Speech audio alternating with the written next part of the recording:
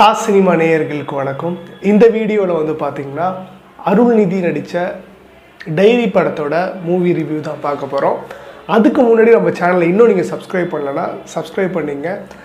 இந்த வீடியோ பிடிச்சிருந்தால் லைக் பண்ணுங்கள், உங்கள் ஃப்ரெண்ட்ஸ்க்கு ஷேர் பண்ணுங்கள்.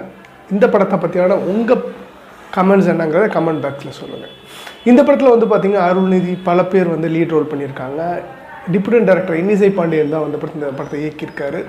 கதிரேசன் 5 ஸ்டார் கதிரேசன் தான் அந்த படத்தை ப்ரொடியூஸ் பண்ணியிருக்காரு. ரெட் ஜெயிண்ட் வந்து டிஸ்ட்ரிபியூட் பண்ணுறேன். இந்த படம் இன்றைக்கி தேட்டர் ரிலீஸ் ஆகிருக்கு. இந்த படத்தோட ஒன்லைன் என்னன்னு வந்து பார்த்தோம்னா, புதுசாக ஜாயின் பண்ணுற ஹீரோ எஸ்ஐ வந்து பார்த்திங்கன்னா நிறைய நாளாக சால்வ் பண்ண முடியாத ஒரு கேஸை வந்து கையில் கொடுக்குறாங்க. அது என்ன கேஸ்ன்னு வந்து பார்த்திங்கன்னா, மேட்டுப்பாளையம் ரோட்டில் இருக்கிற அந்த வளைவில் நடக்கிற ஆக்சிடெண்ட்டும் நிறைய மாயங்கள் மர்மங்கள் இருக்குது. இதை வந்து நீங்கள் ஃபைன் பண்ணணும் அப்படின்னு இந்த கேஸை சால்வ் பண்ணாரா இல்லையாங்கிறது தான் படத்தோட மீதி கதை.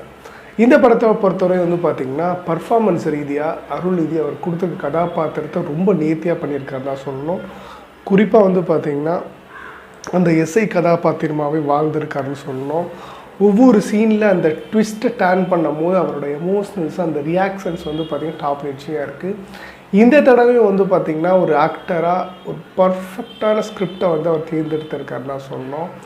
ஆடியன்ஸுக்கு என்ன மாதிரியான கதையை எப்படி கொடுக்கணும், எப்படி டெலிவரி பண்ணணும், இதேமாரி ஸ்கிரிப்டை வந்து செலக்ட் பண்ணணுங்கிறது வந்து அருள்நிதிட்ட வந்து நிறைய பெரிய ஹீரோஸ் கற்றுக்கணுங்கிறதுல எந்த சந்தேகமும் இல்லை. அதேமாரி ஒரு டாப் நிச்சிங்கான ஸ்கிரிப்டை தேர்ந்தெடுத்திருக்காரு. மியூசிக் இந்த படத்தோட பேக் போன்னே சொல்லலாம். குறிப்பாக வந்து பார்த்திங்கன்னா பேக்ரவுண்ட் ஸ்கோரை பற்றி பேசியே ஆகணும். படத்தில் ஒவ்வொரு சீனில் அந்த ட்விஸ்ட் அண்ட் டர்ன்ஸ் அந்த சஸ்பென்ஸை வந்து கேரி பண்ணுறதுக்கு மியூசிக் வந்து மிகப்பெரிய ஒர்க் பண்ணியிருக்கு. ரான் யோகனோட மியூசிக் வந்து பார்த்திங்கன்னா வேறு லெவல் மியூசிக் கொடுத்துருக்காரு ரான் யோகன். இதை வந்து இவர் வந்து மிகப்பெரிய ஒரு அர்கெஸ்ட்ரல் மியூசிக் உள்ள டேலண்டட் உள்ள மியூசிஷியன். ரொம்ப அண்டர் ரேட்டடாக இருக்கார். கண்டிப்பாக இந்த படத்துக்கு அப்புறம் மிகப்பெரிய ஆப்பர்ச்சுனிட்டிஸ் கிடச்சி பெரிய பெரிய ஹீரோஸ்க்கும் ஒரு படம் பண்ணுவாருங்கிறது சந்தேகம் உள்ள அந்தளவுக்கு டேலண்டட் தான். அரவிந்த் சிங்கோட சினிமோட்டோகிராஃபி பற்றி குறிப்பாக பேசி ஆகணும். என்ன காரணம்னா, இதேமாரி ஒரு சஸ்பென்ஸ் த்ரில்லரில் வந்து பார்த்திங்கன்னா அவ்வளோ அழகான ஒரு சினிமோட்டோகிராஃபியை கொடுத்துருக்காரு. கலர் பேலட்ஸாக இருக்கட்டும், குறிப்பாக அந்த பஸ் சீன்ஸில் உள்ள அந்த டாப் நிச்சிங்கான அந்த ட்விஸ்டட் டான்ஸை வந்து நமக்குள்ளே கடத்துறதுக்கு அவரோட சினிமோட்டோகிராஃபி வந்து ரொம்ப உதவி இருக்குன்னு தான் சொல்லணும். இன்னிசை பாண்டியன் அவரோட ஸ்க்ரீன் பிளே அந்த டைரக்ஷன் ரொம்ப டாப் நிச்சிங்காக இருக்குன்னு தான் சொல்லணும். ஒரு புதுமுக இயக்குனர் அப்படின்னு தெரியாத அளவுக்கு ஸ்க்ரீன் பிளே ரொம்ப பரிச்சயப்பட்டு எழுதியிருக்காரு. எங்கெங்கே ட்விஸ்ட் அண்ட் டான்ஸை வந்து கரெக்டாக ஆடியன்ஸ்க்கு வந்து ஒர்க் அவுட் ஆகணுங்கிறதுல வந்து இந்த படம் வந்து ஒரு முன்னுதாரணம்னு சொல்லலாம். ஏன்னா டைரக்ஷனாக வந்து பார்த்திங்கன்னா டெக்னிக்கலாகவும் படம் ரொம்ப சவுண்டாக இருக்குது, பர்ஃபார்மன்ஸாகவும் நல்லா வாங்கியிருக்காரு.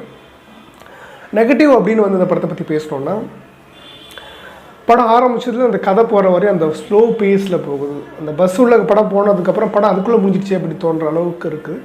அந்த ஸ்டார்டிங் பேஸ் வந்து இந்த கொஞ்சம் ஸ்லோ பேஸில் போகிறது தான் கொஞ்சம் நெகட்டிவ் எனக்கு தோணுது. அதை தாண்டி இந்த படத்துக்கு டாஸ் சினிமா கொடுக்குற ரேட்டிங் என்னென்னு வந்து பார்த்திங்கன்னா அவுட் ஆஃப் 5க்கு 3 கொடுக்குது. ஸோ இதேமாரி இன்னொரு ரிவ்யூவில் சந்திப்போம். நன்றி, வணக்கம்.